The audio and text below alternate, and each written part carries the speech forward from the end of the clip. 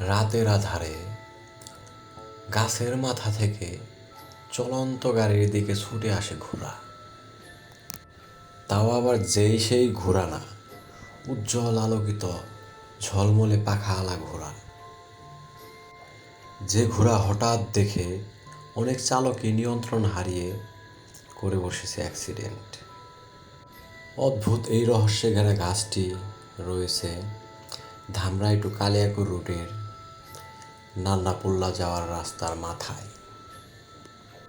ঠিক 3 রাস্তার মাথায় দুহাত তুলে দাঁড়িয়ে আছে বহু বছরের পুরনো এই গাছ।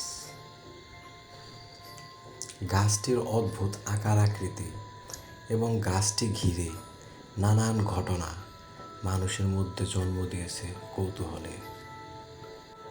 অনেক মানুষই নাকি এই গাছটির পাশ দিয়ে হেঁটে যাওয়ার সময় নানা ধরনের অবয়বের পূর্বাভাস পেয়েছে।